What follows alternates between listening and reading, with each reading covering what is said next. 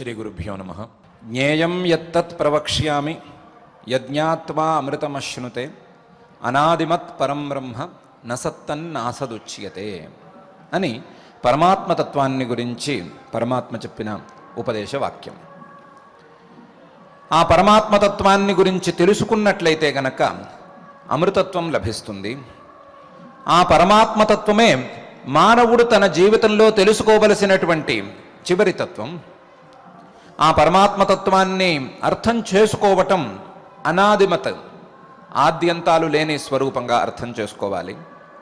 నసత్తన్నాసదుచ్యతే, ఏ సచ్చబ్దంతోనూ ఏ అసచ్చబ్దంతోనూ ఆ పరమాత్మను తెలియజేయలేరు.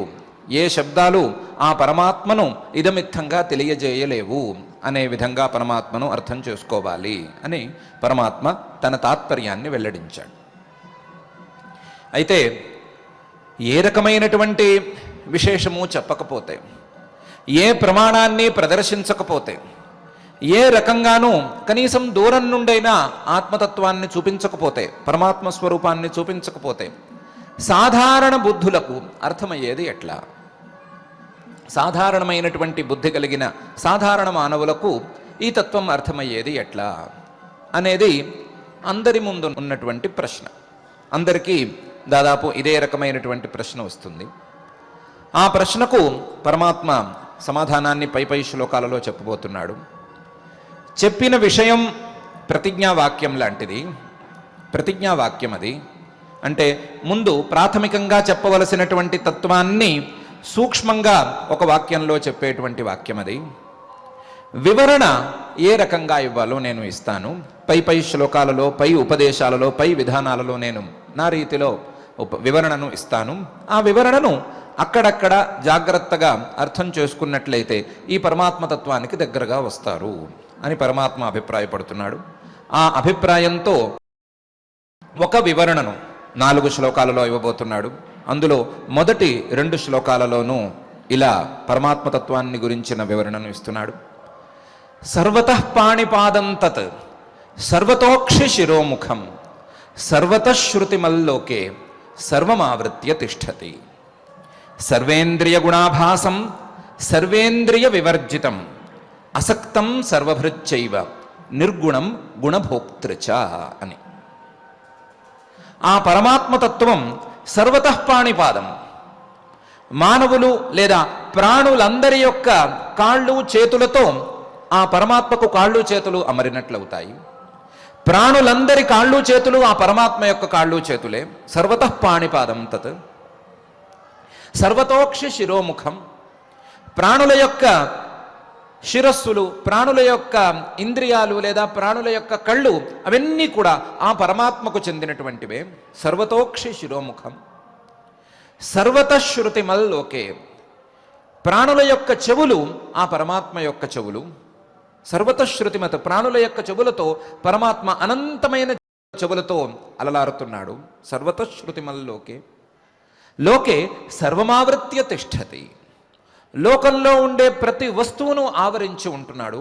ప్రతి వస్తువు తానై ఉంటున్నాడు. ప్రతి వస్తువులోనూ ఉంటున్నాడు. ప్రతి వస్తువును కలిగిస్తున్నాడు. సర్వతః శృతిమత్ లోకే సర్వమావృత్య తిష్టతి. అన్ని వస్తువులను తన యొక్క చైతన్య ఆభాసతో, తన యొక్క జ్ఞాన స్వరూపంతో ఆవరించి ఉంటున్నాడు పరమాత్మ అని ఈ శ్లోకంలో అంటున్నాడు. ఇంతేకాకుండా పరమాత్మను ఇంకొక రకంగా కూడా అర్థం చేసుకోవాలి. సర్వేంద్రియ గుణాభాసం. ప్రాణులు, అందులో ముఖ్యమైనటువంటి మానవులు తమ తమ ఇంద్రియాలతో ఏ ఏ జ్ఞానాలను పొందుతున్నారో ఆ జ్ఞానం పరమేశ్వర ప్రసాదం. సర్వేంద్రియ గుణాభాసం. ఆ జ్ఞానం పరమాత్మకే ఒక చిహ్నం. ఆ జ్ఞానం పరమాత్మ యొక్క రూపం. సర్వేంద్రియ గుణాభాసం. ఇలా మానవుల యొక్క ఇంద్రియాలతో వచ్చేటువంటి జ్ఞానాల ద్వారా పరమాత్మను తెలుసుకోవలసి ఉండగా పరమాత్మను ఆయా ఇంద్రియాలు గలవాడిగా అర్థం చేసుకోకూడదు. సర్వేంద్రియ వివర్జితం. ఏ రకమైనటువంటి ఇంద్రియము లేనివాడుగా పరమాత్మను అర్థం చేసుకోవాలి. ఇంద్రియాలు లేవు, ఇంద్రియాలు లేకపోయినా సరే ఇంద్రియాలు కలిగినటువంటి మానవులు తెలుసుకునేటువంటి జ్ఞానం ఆ పరమాత్మ యొక్క రూపం అని అర్థం చేసుకోవాలి.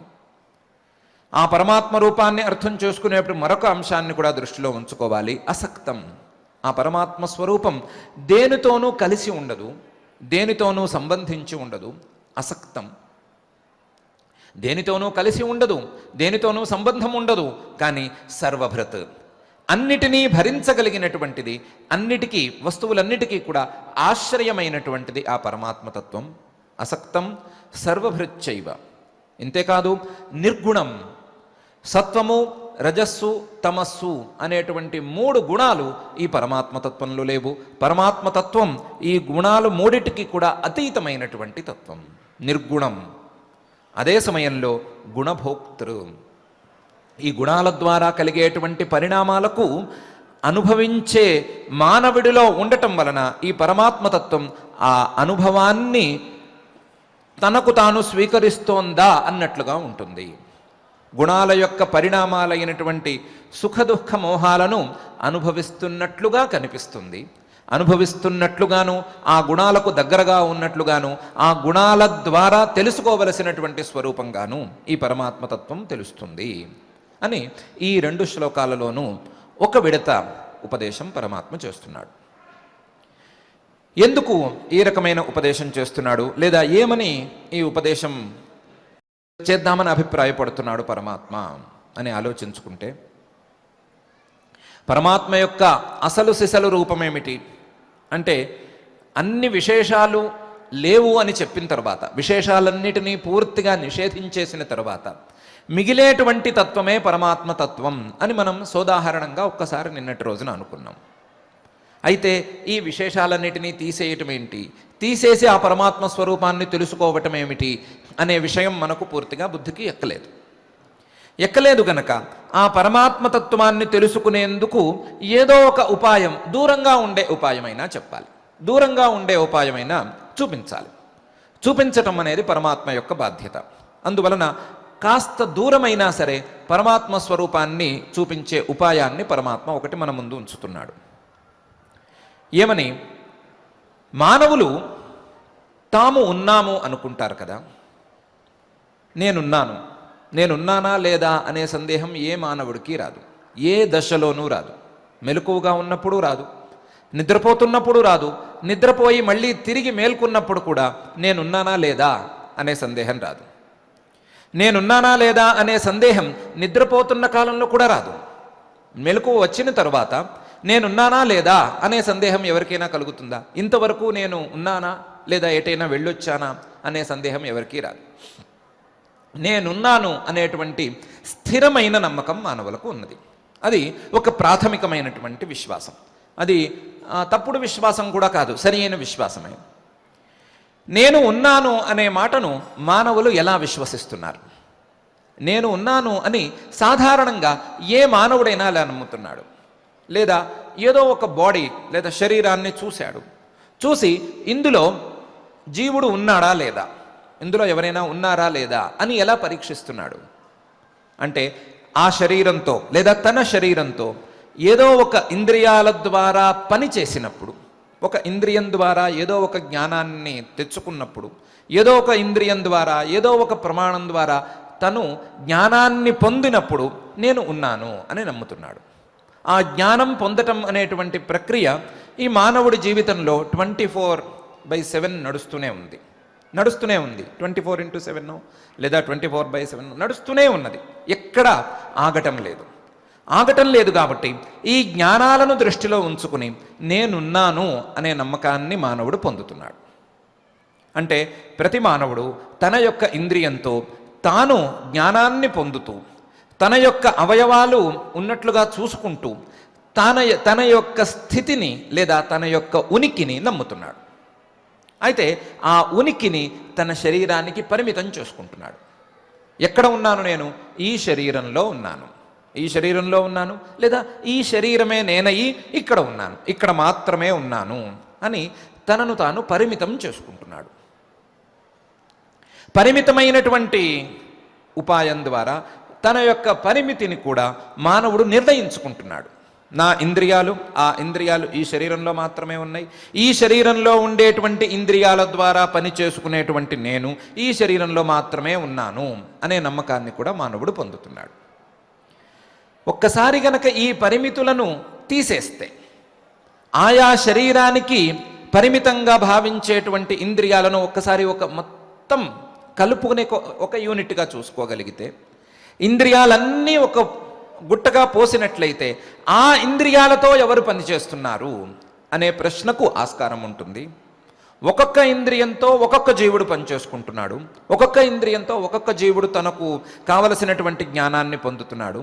ఇంద్రియాలన్నిటినీ ఒక గుట్టగా పెరుచుకుని, ఒక యూనిట్గా తీసుకుని ఆ ఇంద్రియాలతో ఎవరు పనిచేస్తున్నారు, ఆ ఇంద్రియాల ద్వారా వచ్చేటువంటి జ్ఞానం ఎక్కడి నుంచి వచ్చింది, అది ఎవరి యొక్క స్వరూపం అనేటువంటి ప్రశ్నను వేసుకోగలిగితే దానికి సమాధానం తప్పకుండా దొరుకుతుంది. ఆ సమాధానమే పరమాత్మ తత్వం అని పరమాత్మ యొక్క అభిప్రాయం. ఆ అభిప్రాయంతో సర్వతః పాణిపాదం తత్. కాళ్ళు చేతులు ఉన్నవాడు మనిషి అని మీరు అనుకుంటున్నారు కదా, ఏదో 2 కాళ్ళు 2 చేతులు ఈ 2 కలిస్తే మనిషి అనుకుంటున్నారు కదా. మరి కాళ్ళన్నీ లేదా చేతులన్నీ కలిపేస్తే అది ఎవరు? 2 కాళ్ళు 2 చేతులు ఉన్నవాడు మనిషి అయితే అన్ని కాళ్ళు అన్ని చేతులు కలిపితే ఎవరు అంటే పరమాత్మ అని అర్థం చేసుకోవచ్చు. సర్వతః పాణిపాదం తత్. అలాగే ఒక శిరస్సు, ఒక తలకాయ, ఆ 2 కళ్ళు, ఆ తలకాయ కింద 2 కళ్ళు అనే విధానంలో మానవుడిని అర్థం చేసుకుంటున్నారు కదా. ఒక తలకాయే ఉండాలి మానవుడికి, 2 తలకాయలు ఉంటే మానవుడిగా నమ్మరు, 10 తలకాయలు ఉంటే అస్సలు నమ్మరు. మరి ఒక తలకాయ 2 కళ్ళు ఉన్నవాడు మానవుడైతే అన్ని తలకాయలు ఉన్న తలకాయలన్నీ కలిపేసి, శిరస్సులన్నీ కలిపేసి, ఉన్న కళ్ళన్నీ కలిపేసి చూస్తే ఇది ఎవరు? ఇది ఎవరు అంటే ఇది పరమాత్మ తత్వం అని అర్థం చేసుకోవచ్చు. సర్వతోక్షి శిరోముఖం. 2 చెవులు ఉన్నవాడు మానవుడైతే, ఇటు అటు 2 చెవులు ఉన్నవాడు మానవుడైతే ఆ చెవులతో పని చేయొచ్చు, పని చేయకపోవచ్చు, లేదా ఆ చెవితో మంచి వినొచ్చు, చెడు వినొచ్చు.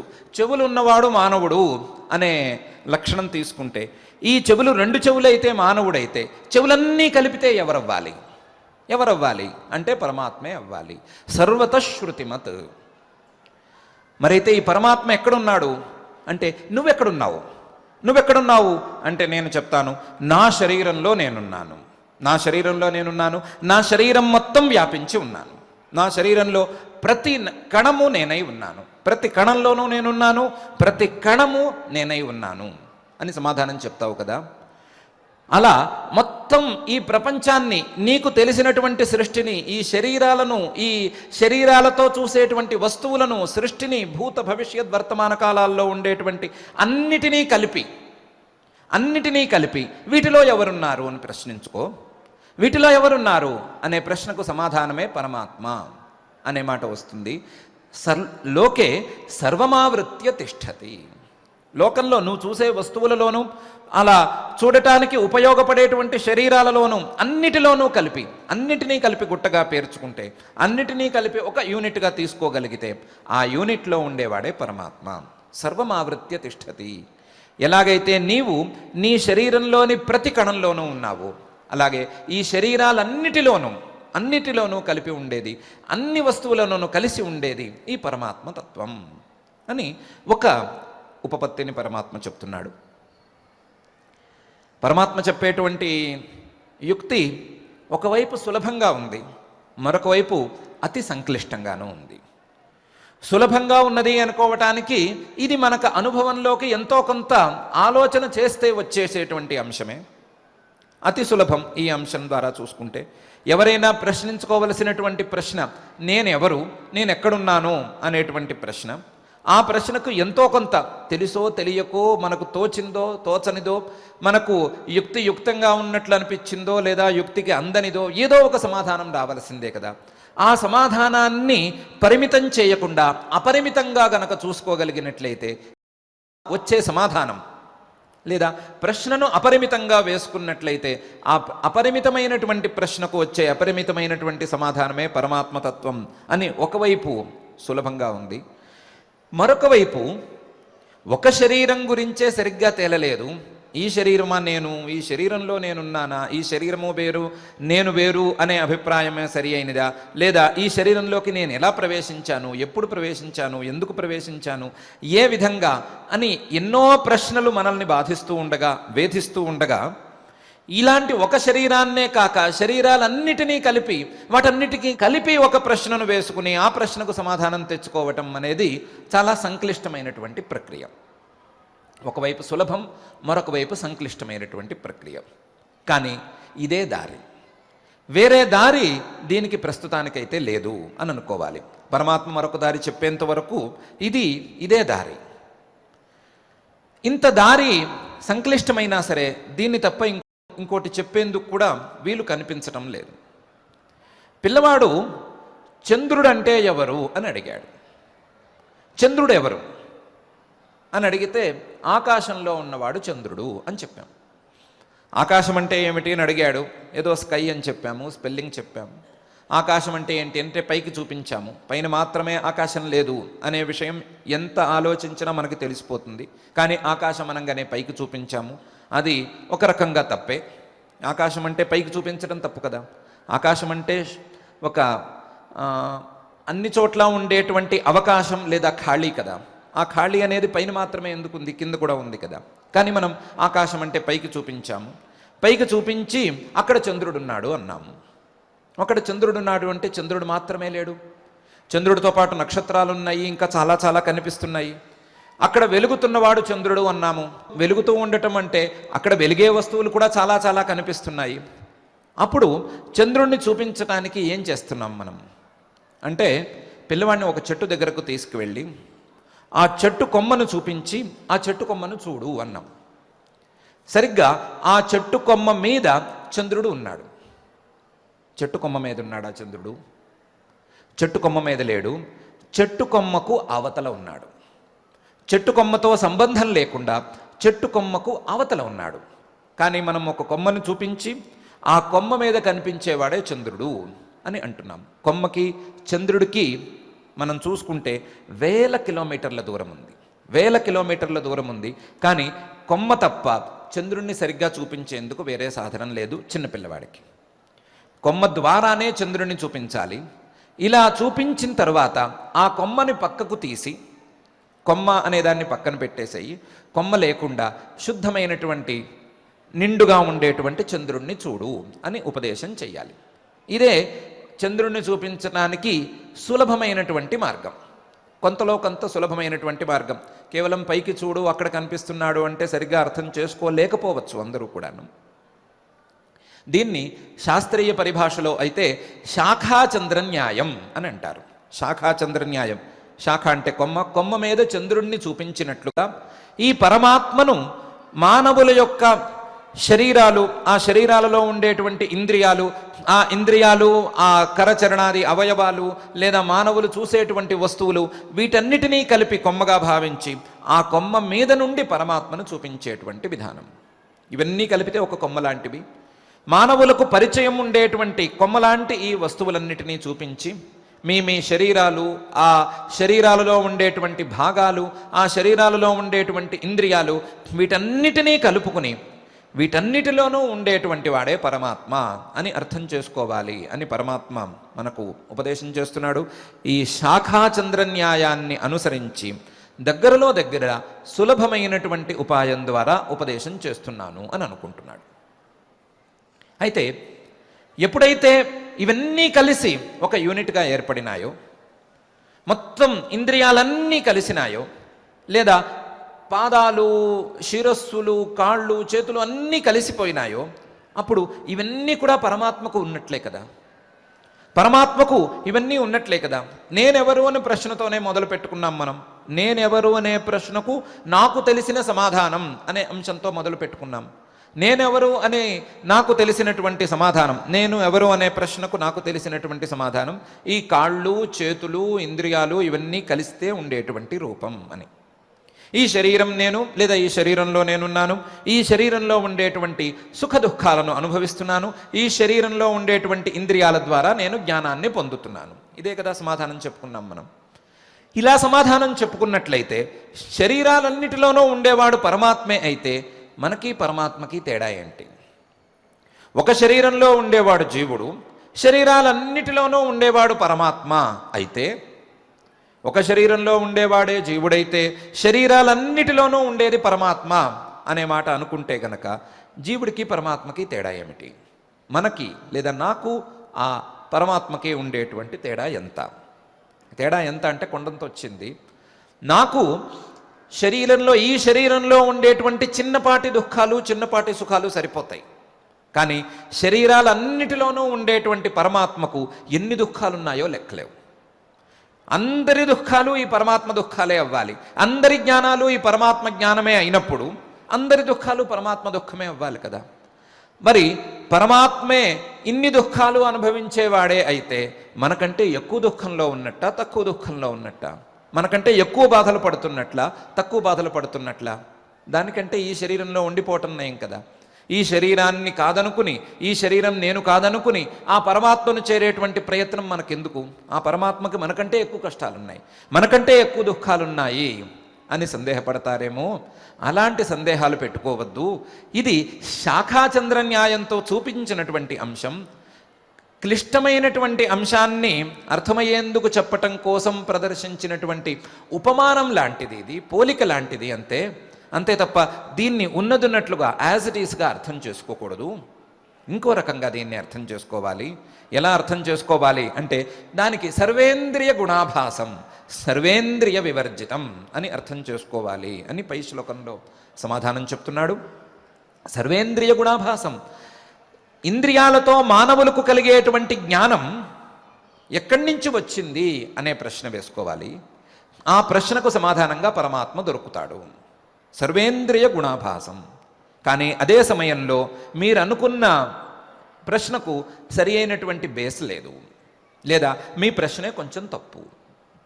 మానవులు వాళ్ళ ఇంద్రియాలతో జ్ఞానాలు పొందుతున్నారు, వాళ్ళ అవయవాలతో కష్ట నష్టాలు పొందుతున్నారు, కాబట్టి ఇవన్నీ కలిసిన పరమాత్మకు ఎక్కువ కష్టాలు ఉండాలి అని అనుకుంటున్నారు కదా. అది అలా కాదు. సర్వేంద్రియ వివర్జితం, వీటితో పరమాత్మకు సంబంధం ఏమీ లేదు. పరమాత్మను వీటి ద్వారా తెలుసుకోమని చెప్పారే తప్ప, పరమాత్మను వీటి ద్వారా తెలుసుకోవాలి అని ఉపదేశం చేశారే తప్ప పరమాత్మను వీటితో కలిపి తెలుసుకోవాలి అని ఏమీ చెప్పలేదు. పరమాత్మను పరిశుద్ధంగానే కదా చెప్తున్నారు. కొమ్మతో కలిపి చంద్రుణ్ణి చెప్పట్లేదు, కొమ్మ మీద నుండి చంద్రుణ్ణి చూడమని చెప్తున్నాము. అలాగే ఈ శరీరాలు, ఈ ఇంద్రియాలు, మానవులకు ఉండేటువంటి గుణాలు, వీటన్నిటితో కలిపి పరమాత్మను అర్థం చేసుకోరాదు.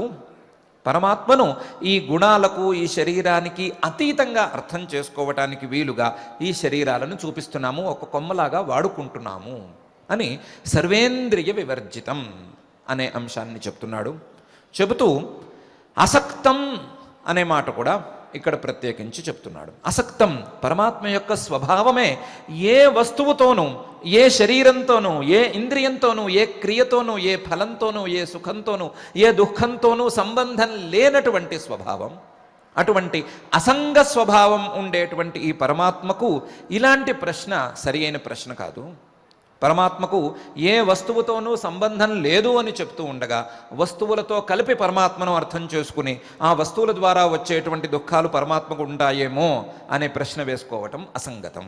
అలా అనుకోకూడదు, దీన్ని అలా అర్థం చేసుకోకూడదు. పరమాత్మకు ఉండేటువంటి అసంగ స్వభావాన్ని అర్థం చేసుకోవాలి. అసక్తం, అసక్తం మాత్రమే కాదు, సర్వభృత్, అన్నిటినీ భరించేవాడు, అన్నిటి యొక్క స్థితికి కారణమైనటువంటి వాడు.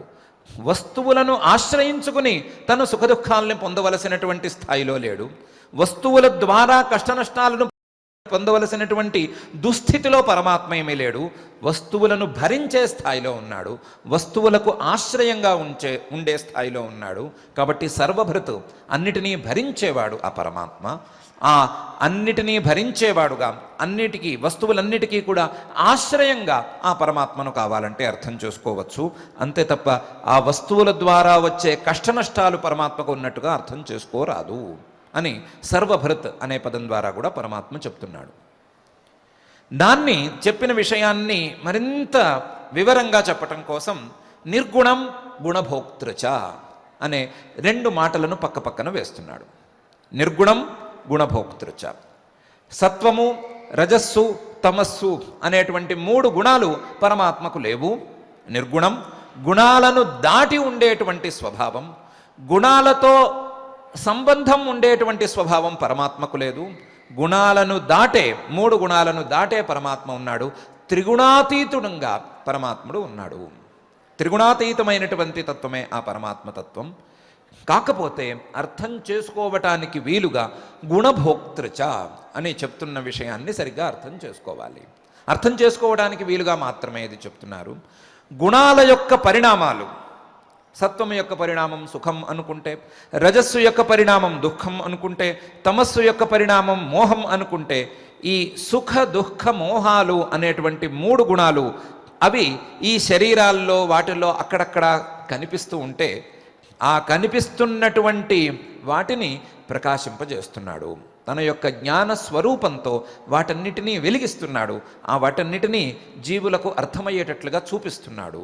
కాబట్టి పరమాత్మతత్వం గుణభోక్తృతత్వం అని అర్థం చేసుకోవాలి. కాకపోతే ఆ గుణాలతో సంబంధం ఉన్నటువంటి తత్వం అయితే కాదు. నిర్గుణం, గుణాలకు అతీతమైనటువంటి తత్వం అని పరమాత్మ చెప్తున్నాడు. చెప్పిన విషయాన్ని జాగ్రత్తగా అర్థం చేసుకోమంటున్నాడు. ఒకటి, మానవులకు అలవాటైన విధానంలో శరీరాలు వీటన్నిటినీ కలిపి ఈ శరీరాలన్నిటిలోనూ ఉండేవాడు పరమాత్మ అనేది ఉపదేశం చేశాము. ఆ ఉపదేశం చేసినంత మాత్రాన ఈ శరీరాలన్నీ పరమాత్మకు ఉన్నాయి అనే ప్రశ్నను తెచ్చుకోకూడదు. పరమాత్మ వీటన్నిటికీ అతీతమైన వ్యక్తి, అతీతమైనటువంటి స్వరూపం కలిగినవాడు, సర్వేంద్రియ గుణాభాసం, సర్వేంద్రియ వివర్జితం. ఇంతేకాకుండా పరమాత్మ యొక్క స్వభావంలోనే ఏ వస్తువుతోనూ సంబంధం లేకుండా ఉండటం అనేది స్పష్టంగా ఉంది. అసక్తమైనటువంటి తత్వం అది. అసక్తమైనటువంటి తత్వమైనప్పటికీ అది నిర్గుణమైనటువంటి తత్వమైనప్పటికీ గుణభోక్తృగా అర్థం చేసుకోవటానికి వీలుగా ఉపదేశం చేస్తున్నాము అని ఒక విడత ఉపదేశాన్ని ఈ 2 శ్లోకాలలో పరమాత్మ మనకు చేస్తున్నాడు. ఈ 2 శ్లోకాలలో చేసినటువంటి ఉపదేశాన్ని పరమాత్మ తనంతట తాను చెప్పకుండా శ్వేతాశ్వతరోపనిషత్తులో ఉండేటువంటి భాగాన్ని తీసుకువచ్చి ఇక్కడ ఉంచేశాడు. సాక్షాత్తుగా అవే అక్షరాలతో ఒక మంత్రాన్ని ఉంచాడు. ఇంకో మంత్రంలో సగభాగం తీసుకొచ్చి ఇక్కడ ఉంచేశాడు. శ్వేతాశ్వతరోపనిషత్తులో మొదటి మంత్రం యాజ్ ఇట్ ఈస్గా ఉంది. సర్వతః పాణిపాదం తత్ సర్వతోక్ష శిరోముఖం సర్వతశ్రుతిమల్లోకే సర్వమావృత్య తిష్టతి అనే మంత్రం అలాగే ఉంది. అలాగే సర్వేంద్రియ గుణాభాసం సర్వేంద్రియ వివర్జితం అనే అంశం కూడా శ్వేతాశ్వతరోపనిషత్తులో ఉన్నదున్నట్లుగానే తీసుకొచ్చి ఇక్కడ పెట్టాడు. అయితే అక్కడ సర్వస్య ప్రభుమీశానం సర్వస్య శరణం మహత్ అనే అంశాన్ని కొంచెం మార్చి అసక్తం సర్వభృచ్చైవ నిర్గుణం గుణభోక్తృచ అనే అంశాన్ని ఇక్కడ పెట్టాడు. 2వ శ్లోకంలో ఉండేటువంటి 2వ భాగాన్ని మాత్రం మార్చి పెట్టాడు. మొదటి శ్లోకం మాత్రం ఉన్నదున్నట్లుగానే పెట్టాడు. 2వ శ్లోకంలో మొదటి భాగాన్ని ఉన్నదున్నట్లుగానే తీసుకొచ్చి పెట్టాడు. ఆ 2వ శ్లోకంలో ఉండేటువంటి భాగాలను కూడా తాను ఉపనిషత్తుల నుంచే తీసుకొచ్చి పెట్టాడు. అసక్తం అనేటువంటి భావాన్ని అసంగో నహి సజ్జతే అనే బృహదారణ్యకోపనిషద్ వాక్యంలో ఉండే భావాన్ని తీసుకొచ్చి పెట్టాడు. సర్వభృచ్చైవ అనేటువంటి అంశాన్ని చాలా ఉపనిషత్తులలో ఉండేటువంటి చాలా భాగాలను తీసుకొచ్చి పెట్టాడు. నిర్గుణం గుణభోక్తృచ అనే 2 అంశాలను కూడా శ్వేతాశ్వతరోపనిషత్తులో వేరువేరు సందర్భాలలో వేరువేరు పదాల ద్వారా చెప్పినటువంటి భావంగా తీసుకొచ్చి ఇక్కడ పెట్టాడు. అలాగే ఇక్కడ సర్వస్య ప్రభుమీశానం అనే భావాన్ని కూడా సర్వస్య హర్త అనే అంశంలో తీసుకొచ్చి పెట్టాడు. ఇలా ఉపనిషత్తులు చేస్తున్నటువంటి ఉపదేశాలను, ఉపనిషత్తుల యొక్క తీరైనటువంటి శాఖాచంద్ర న్యాయాన్ని ఈ రెండిటిని వాడుతూ మొదటి విడత ఉపదేశాన్ని ఇలా చేస్తున్నాడు. సర్వతః పాణిపాదం తత్ సర్వతోక్షిశిరోముఖం సర్వతశ్రుతిమల్లోకే సర్వమావృత్య తిష్టతి సర్వేంద్రియ గుణాభాసం సర్వేంద్రియ వివర్జితం అసక్తం సర్వభృచ్చైవ నిర్గుణం గుణభోక్తృచ అని. అయితే మాకు ఈ ఉపదేశం చాలదు. మాకు ఈ ప్రశ్న కొంచెం కష్టంగా ఉంది. నేనెవరు, నేనెక్కడున్నాను, నేను శరీరంలో ఉండేటైతే శరీరాలన్నిటినీ తీసుకుని ఆ శరీరాల్లో ఉండి ఎవరున్నారు, ఇలాంటి ప్రశ్నలు వేయటం కొంచెం కష్టంగా ఉంది. వేరే దారిలో పరమాత్మతత్వాన్ని ఉపదేశం చేయవలసింది అని ఒకవేళ మనం ప్రార్థిస్తే పరమాత్మ పై శ్లోకంలో ఇలా ఉపదేశం చేస్తున్నాడు, వేరే తీరులో ఉపదేశం చేస్తున్నాడు. బహిరంతశ్చ భూతానాం చరంచాచరమేవచ సూక్ష్మత్వాత్ తదవిజ్ఞేయం దూరస్థంచాంతికే చ తత్ అని. బహిరంతశ్చ భూతానాం, భూతానాం ప్రాణుల యొక్క బహిహి బయట, అంతశ్చ లోపల కూడా ఈ పరమాత్మతత్వం వ్యాపించి ఉంది. ఆ పరమాత్మతత్వం చరంచ అచరంచ, కదిలే వస్తువులలోనూ ఉంది, కదలని వస్తువులలోనూ ఉంది. చరంచ అచరమేవచ. అయితే ఆ పరమాత్మతత్వం సూక్ష్మత్వాత్ తదవిజ్ఞేయం. ఆ పరమాత్మతత్వం అతి సూక్ష్మమైనది కాబట్టి దాన్ని తొందరగా తెలుసుకోలేకపోతున్నారు. తొందరగా ఆ పరమాత్మతత్వాన్ని తెలుసుకోవటం అనేది సులభం కాదు. అది దూరస్థం, వ్యాపకం కాబట్టి దూరంలోనూ అదే ఉంది, అంతికే దగ్గరగాను అదే ఉన్నది. దూరంగాను దగ్గరగాను ఉండేటువంటి తత్వం ఇది అని ఈ శ్లోకంలో పరమాత్మ మరొక విధానంలో ఉపదేశం చేస్తున్నాడు. ఈ ఉపదేశం చేయటంలో పరమాత్మ యొక్క ఆంతర్యం ఏమిటి అంటే, మానవులు ఏం చేసుకుంటున్నారు, తమ శరీరాన్ని ఒక అవధిగా పెట్టుకున్నారు. తమ శరీరం అనేది ఒక అవధి. ఆ అవధి నుండి బయట ఉండేది, ఆ అవధికి అంటే అవతల ఉండేది బయట ఉన్నది అని, తమ శరీరం లోపల, తమ శరీరం వీటన్నిటినీ లోపల అని భావిస్తున్నారు. ఇంకా మనం సరి అయిన బార్డర్ చూసుకోవాలి అంటే, మానవులు వాళ్ళ చర్మాన్ని ఒక అవధిగా బార్డర్ కింద పెట్టుకున్నారు. ఆ చర్మానికి అవతల వైపు ఉండేదంతా కూడా బయట వస్తువులు అంటారు, ఫారెన్ బాడీస్ అంటారు దాన్ని. ఆ చర్మం కంటే లోపల ఉండేటువంటివి అన్నీ కూడా లోపల ఉండేవి అనే మాట భావిస్తారు. ఇవన్నీ లోపలవి, ఇవి కాక మిగతావన్నీ బయటవి. లోపల బయట అనే అంశాన్ని మానవులు ఇలా నిర్ణయించుకుంటారు. అడిగితే సమాధానం చెప్పగలరు, అడిగితే ఏది లోపల ఏది బయట అంటే ఇదే సమాధానం చెప్పగలరు. ఇది కొత్తగా విన్నట్లుగా ఉంటుంది, కానీ అనుభవంలో ఉన్నదే. ఈ చర్మం కంటే బయట ఉండే వస్తువులలోనూ, చర్మం కంటే లోపల ఉండే వస్తువులలోనూ ఆ పరమాత్మ తత్వమే నిండి ఉంది అని అర్థం చేసుకోవచ్చు. బహిరంతశ్చ భూతానాం, ఆ పరమాత్మతత్వం వ్యాపకం, వ్యాపించి ఉంది అనే మాటను చాలాసార్లు చెప్పే ఉన్నాం కాబట్టి, ఇంతకుముందే చాలాసార్లు నిరూపణ చేసి ఉన్నాం కాబట్టి ఈ విషయం కొత్తగా చెప్పవలసినటువంటి విషయం కాదు. బహిరంతశ్చ భూతానాం చరంచ అచరమేవచ. ఆ బయట కానీ లోపల కానీ ఎక్కడైనా సరే కదిలే వస్తువు ఉన్నా, కదలని వస్తువు ఉన్నా, ఏమున్నా సరే అది ఆ పరమాత్మతత్వమే అని అర్థం చేసుకోవచ్చు. మొత్తం ప్రపంచం మొత్తాన్ని వ్యాపించి ఉండేటువంటి తత్వం అని అర్థం చేసుకోవచ్చు. మరి ఇంత వ్యాపించి ఉండే తత్వం, ఇంత లోపల బయట ఉండే తత్వం, కదిలే వస్తువు కదలని వస్తువు అన్నీ అయిన తత్వం ఎందుకు కనిపించటం లేదు?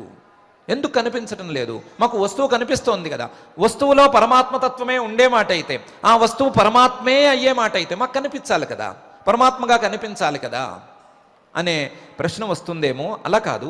సూక్ష్మత్వాత్ తదవిజ్ఞేయం. సూక్ష్మం, అతి సూక్ష్మమైనటువంటి వస్తువు అది. అతి సూక్ష్మమైనటువంటి తత్వం, ఆకాశంలాగా సర్వత్ర వ్యాపించి ఉండేటువంటి తత్వం. ఆ సూక్ష్మమైనటువంటి వస్తువును తెలుసుకునే సామర్థ్యం మీ ఇంద్రియాలకు కానీ మీ ప్రమాణాలకు కానీ లేదు కాబట్టి అది అవిజ్ఞేయం. మీరు దాన్ని తెలుసుకోలేకపోతున్నారు. సూక్ష్మత్వాత్ తదవిజ్ఞేయం. ఏమీ సందేహపడక్కర్లేదు. దూరస్థం చ అంతికే చ తత్. దూరంలోనూ దగ్గరగాను ఇదే పరమాత్మతత్వం నిండి ఉంది. పరమాత్మతత్వం సర్వత్ర వ్యాపించి ఉంది కాబట్టి దూరంగానూ ఉంది, దగ్గరగానూ ఉంది అని పరమాత్మ అంటున్నాడు. పరమాత్మతత్వం వ్యాపకం అనే మాటను అర్థం చేసుకోమని ఈ శ్లోకంలో ఒక సూచన చేస్తున్నాడు. దాంతోపాటుగా ఇంకో మాట కూడా చెప్తున్నాడు. సూక్ష్మత్వాత్ తదవిజ్ఞేయం అంటే, అవిజ్ఞేయం అంటే పరమాత్మతత్వాన్ని తెలుసుకోలేరు కదా, పరమాత్మతత్వాన్ని మాకుండేటువంటి సాధనాల ద్వారా మేము అర్థం చేసుకోలేము కదా, చేసుకోలేకపోతే వదిలేస్తాము అని అంటారేమో, లేకపోతే ఎప్పటికీ తెలుసుకోలేము అని అనుకుంటారేమో.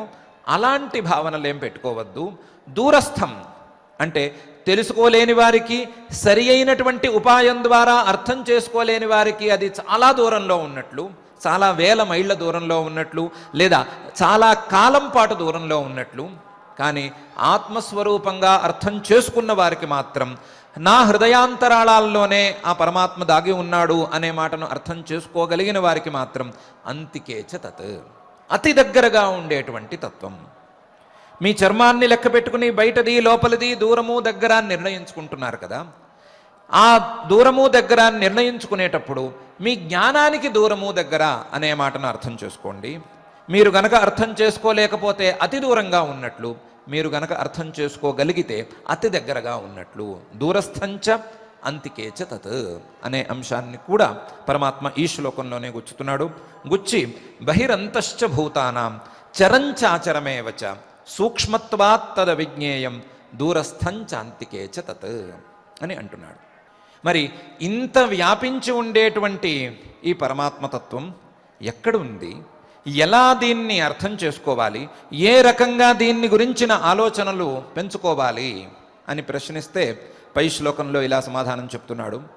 అవిభక్తంచ భూతేషు విభక్తమివచ స్థితం భూతభర్తృచ తజ్ఞేయం గ్రసిష్ణు ప్రభవిష్ణుచ అని. ఆ పరమాత్మతత్వాన్ని రెండు విధాలుగా అర్థం చేసుకోవచ్చు. ఒకటి, అవిభక్తంచ భూతేషు విభక్తమివచ స్థితం అని ఒక విధానం. మరొక విధానం భూతభర్తృచ తజ్ఞేయం గ్రసిష్ణు ప్రభవిష్ణుచ అనే విధానం. ఒకటి, అవిభక్తంచ భూతేషు విభక్తమివచ స్థితం. అవిభక్తం ఆయా ప్రాణులలో, ఆయా శరీరాలలో అవిభక్తంగా ఏకరూపంగా ఉండేటువంటి తత్వం పరమాత్మతత్వం. కానీ వేరువేరుగా ఉన్నట్లుగా అనిపించే తత్వం పరమాత్మతత్వం.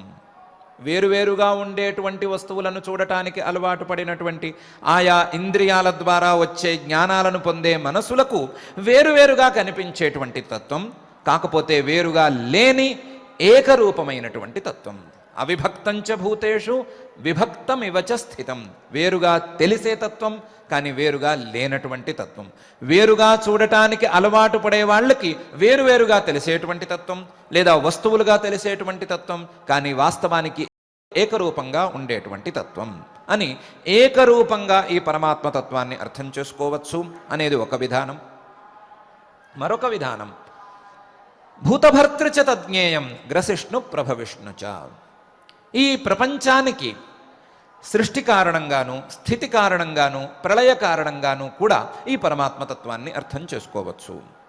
మనం చూసేటువంటి ఈ ప్రపంచం ఎక్కడి నుంచి వచ్చింది, ఎవరి వల్ల ఈ ప్రపంచం నిలిచి ఉంది, చివరికి తాను లయించేటప్పుడు, తనకు వినాశకాలం దాపురించినప్పుడు ఎవరిలో లీనమైపోతోంది అనే అంశాన్ని జాగ్రత్తగా అర్థం చేసుకుని, కాస్తంత ఆలోచించుకుని, కాస్తంత ఉపనిషద్వాక్యాల సహాయాన్ని తీసుకుంటే ఆ ఎక్సర్సైజ్కి లేదా ఆ ఆలోచనలకు సమాధానంగా నిలిచే తత్వమే పరమాత్మ తత్వము అని ఈ భాగంలో అంటున్నాడు. భూతభర్తృ, పుట్టేటువంటి ప్రతి వస్తువును నిలిపేటువంటి తత్వం, లేదా పుట్టే వస్తువుల యొక్క స్థితికి కారణమైనటువంటి తత్వం ఆ జ్ఞేయం పరమాత్మతత్వం. అలాగే గ్రసిష్ణు, పుట్టేటువంటి ప్రతి వస్తువులను మింగేసి లయకాలంలో తనలో దాచుకునేటువంటి తత్వం గ్రసిష్ణు. అలాగే ప్రభవిష్ణుచ, సృష్టికాలం వచ్చినప్పుడు ఆయా వస్తువులను తన ద్వారా బయటకు తీసుకువచ్చేటువంటి తత్వం. భూతభర్తృచ తజ్ఞేయం గ్రసిష్ణు ప్రభవిష్ణుచ అని సమస్త జగత్ కారణంగాను ఆ పరమాత్మతత్వాన్ని అర్థం చేసుకోవచ్చు. లేదా ఏకరూపంగా అన్ని భూతాలలోనూ ఉండేటువంటి తత్వం, కానీ వేరువేరుగా కనిపించేటువంటి తత్వం అనైనా అర్థం చేసుకోవచ్చు అని రెండు రకాల విధానాలను పరమాత్మ ఈ శ్లోకంలో చూపిస్తున్నాడు. అవిభక్తంచ భూతేషు విభక్తమివచ స్థితం. వేరువేరుగా లేదు, వేరువేరుగా చూడటానికి అలవాటు పడ్డటువంటి ఇంద్రియాలకు వేరువేరుగా వస్తువులుగా కనిపించేటువంటి తత్వం. వస్తువులుగా మనకు కనిపిస్తున్నవి వస్తువులు కావు, ఆ వస్తువులకు కారణమైనటువంటి పరమాత్మతత్వం అని అర్థం చేసుకోగలిగితే ఏకరూపంగా కనిపించేటువంటి వస్తువు తత్వం. లేదా వేరువేరుగా చూడటానికి అలవాటు పడితే వేరువేరుగా కనిపించేటువంటి తత్వం. ఇలా అవిభక్తంచ భూతేషు విభక్తమివచ స్థితం అనేది ఒక విధానంలో అర్థం చేసుకోవచ్చు. మరొకటి, ఈ ప్రపంచానికి సృష్టి, స్థితి, లయ కారణంగా కూడా ఆ పరమాత్మను అర్థం చేసుకోవచ్చు అని రెండు రకాల లక్షణాలను పరమాత్మ ఇక్కడ ఉంచాడు. ఈ రెండు రకాల లక్షణాలను పరమాత్మ చాలా జాగ్రత్తగా ప్రదర్శిస్తున్నాడు. వీటిని శాస్త్రీయ పరిభాషలో తటస్థ లక్షణాలు అని అంటారు. ఇందాక మనం చెప్పుకున్నటువంటి శాఖాచంద్ర న్యాయం లాంటి లక్షణమే ఇది కూడా. తటస్థ లక్షణం. ఈ ప్రపంచానికి పరమాత్మకు సంబంధం లేదు, ఎందుకంటే పరమాత్మ అసక్త స్వభావం, ఏ రకంగానూ ఏ వస్తువుతోనూ సంబంధం ఉండేటువంటి స్వభావం కాదు అని చెప్పుకున్నాం గనక ఏ రకమైనటువంటి సంబంధం లేని ఈ పరమాత్మతత్వానికి మనం అర్థం చేసుకోవడానికి వీలుగా తటస్థ లక్షణం, ఆ పరమాత్మతత్వంతో పూర్తి స్థాయి సంబంధం లేకపోయినా పరమాత్మతత్వాన్ని అర్థం చేసుకోవడానికి చెప్పేటువంటి లక్షణంగా ఈ జగజ్జన్మాది కారణత్వాన్ని శాస్త్ర పరిభాషలో చెప్తారు. ఆ పరిభాషలో చెప్పినటువంటి అంశాన్ని పరమాత్మ జగజ్జన్మాది కారణత్వాన్ని భూతభర్తృచ తద్జ్ఞేయం గ్రసిష్ణు ప్రభవిష్ణుచ అని ఉపదేశం చేస్తున్నాడు. ఇలా మానవులకు ఏ ఏ మార్గాలలో చెబితే పరమాత్మతత్వం అర్థమయ్యేందుకు ఆస్కారం ఉందో ఆయా మార్గాలన్నిటినీ అన్వేషిస్తూ ఆయా మార్గాల ద్వారా మానవులకు పరమాత్మతత్వాన్ని అర్థమయ్యేట్లు చెప్పేందుకు పరమాత్మ ప్రయత్నం చేస్తున్నాడు.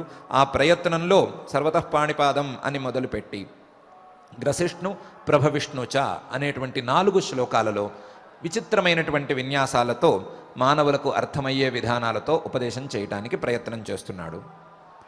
మనం కాస్తంత సమయం పెట్టుకుని కాస్తంత పరిశుద్ధమైనటువంటి మనస్సుతో ఆలోచిస్తే ఇందులో ఏదో ఒక ఉపాయం, ఏదో ఒక విధానం మన మనసుకు దగ్గరగా ఉన్నది అనే విషయం మనకే అర్థమైపోతుంది. మనకు ఈ రకమైనటువంటి ప్రశ్నలను వేసుకోవటం అనే అలవాటు పోయింది కాబట్టి, ఆ ప్రశ్నలు ఎందుకో కొంచెం ఆడుగా అనిపిస్తాయి కాబట్టి మనకు ఈ ప్రశ్నలకు సమాధానం తెచ్చుకునేటువంటి అలవాటు లేకుండా పోయింది. ఆ సమాధానాన్ని స్థిరీకరించుకునేటువంటి అలవాటు కూడా మనకు పోయింది కాబట్టే కొంచెం కొత్తగా అనిపిస్తోంది. కానీ వచ్చే ప్రశ్నలను జాగ్రత్తగా పేర్చుకుని దానికి సరి అయిన విధానంలో సమాధానం తెచ్చుకునేటువంటి ప్రయత్నం చేస్తే పరమాత్మ చెప్పిన విషయం ఏమిటి అని మనకు కూడా బోధపడేందుకు అవకాశం ఉంది. అలా మనకు కూడా ఈ ప్రశ్నలకు సమాధానాలు దొరకాలి అని పరమాత్మ చెప్పినటువంటి ఈ విధానాలలో మనకు కూడా ఆ పరమాత్మతత్వం అర్థమవ్వాలి అని మనం కూడా ఆ అఖిలాండ కోటి బ్రహ్మాండ నాయకుడు దేవదేవుడు శ్రీ వెంకటేశ్వర స్వామి వారిని భక్తిగా ప్రార్థించుకుందాం.